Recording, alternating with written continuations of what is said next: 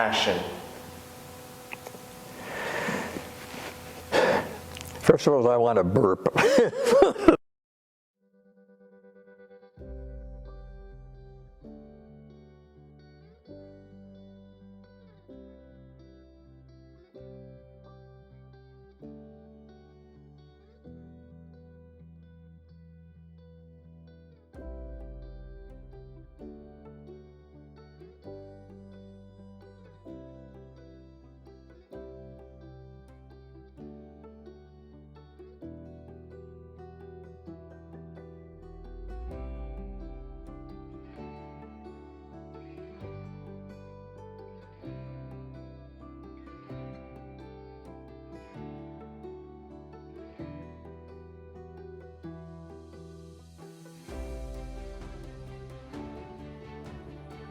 Hi, I'm the Reverend Dr. Roland Zimany. I grew up in New Jersey and for college went to Princeton. I then worked for the Port Authority of New York and New Jersey for 11 years. The first half of that time in the Organization and Procedures Department, and then in the Personnel Department, where, among other things, I helped develop the organization's Equal Employment Opportunity Program. I took the opportunity to dig into some theological questions that had interested me since I was an early teenager in Lutheran catechism class. I entered Union Theological Seminary in New York and eventually got a Master of Divinity degree. But in the process of re-entering the academic world, I was manager of management systems for the National Urban League for 2 years on a half-time basis. I then went to Duke for a Ph.D. in religion, which caused me to spend a year in Germany doing research for my doctoral dissertation. The next to last step in my career odyssey placed me as Professor of Philosophy.and.Religion at Blackburn College in central Illinois. But eventually that school had to declare financial exigency and release all faculty members who were not offering a major.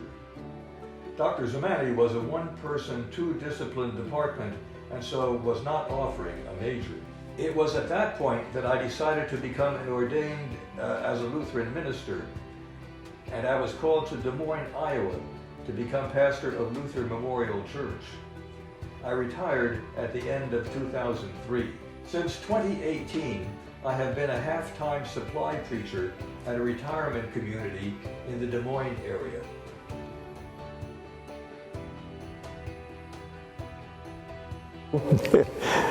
There is no single message in the book. It's a collection of 51 sermons, and so their messages differ depending upon the season in the church year. Often enough, I try to word it in a way where fundamentalists and literalists can understand the Bible in a way that's different from just what the words literally mean.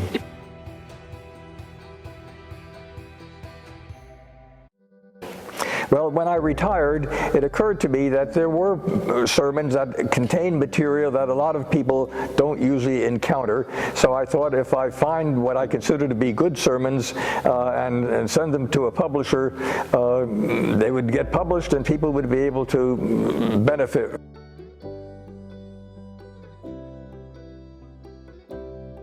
Well, it depends on how you define those terms.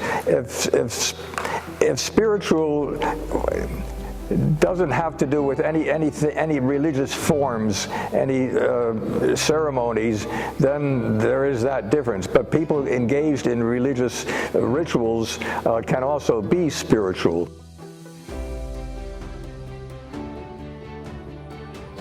But the bondage of the will was a phrase that came from Martin Luther, who said our wills are bound by sin. And so we don't know when we're not doing God's will because we just assume that we are. It might just be safer to say that we're out of touch with God. And so ways that we are out of touch mean we're not inclusive of all people when we're thinking of groups. Or we don't see the big picture because we're focused on little parts of the picture.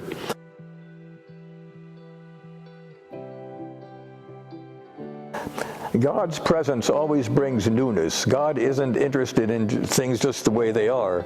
And that means if we are open to God's presence, we've got to be open to new ways of looking at things, new ways of understanding something, even if those new ways may be something that we don't like. God's presence may be pushing us to see things differently, and it could well be a way that we don't like. And then we have to be open to following God, following the impulse we get from God to do the new thing.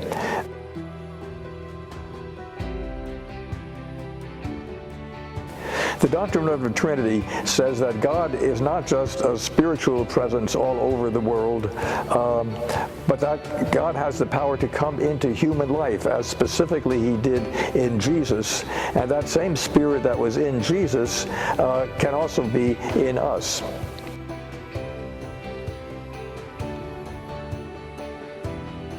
Faith empowers us to know and to do God's will, and to know what it is that God may want us to do. It enables us to risk losing our own security so that we might be open to the new ways that God is directing us for something better.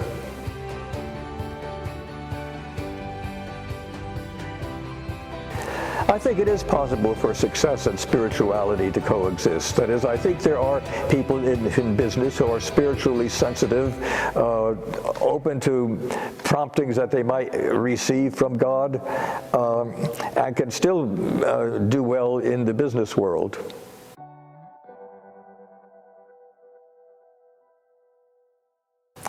The problems I deal with the book are the ones, of course, that I dealt with in 51 different sermons, and they dealt with different kinds of things going on at the time that the sermon was created. I don't really need to go back to the book to find out what my answers were, because I tend to be consistent in the way I've been interpreting the Bible.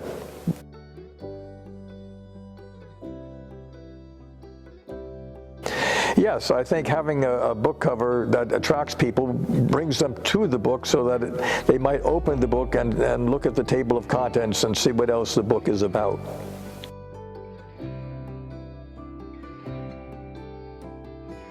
Now, I do like traveling. As a matter of fact, I've been in every continent in the world except Antarctica. One thing I have to say about my life is it has spent time all over the world.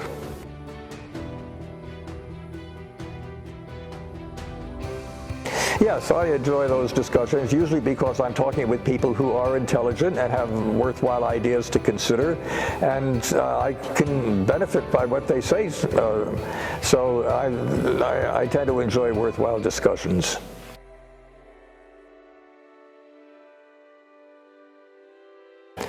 Well, I think they're very realistic. That is, I think the answers I suggest in sermons are realistic ways of handling the kinds of problems that are dealt with in the sermon.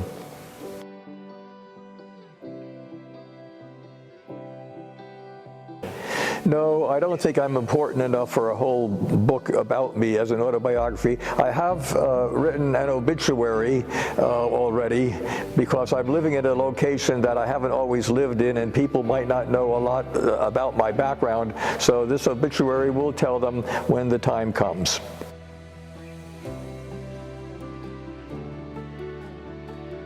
Yes, you can get my book at Amazon, Barnes & Noble, First Edition Design Publishing, and Authors Press.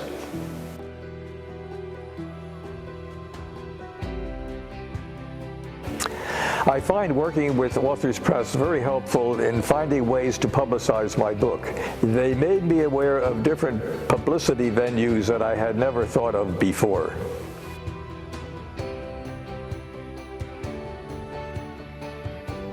If you read this book, you're likely to find ways of understanding the Bible that you had never understood before.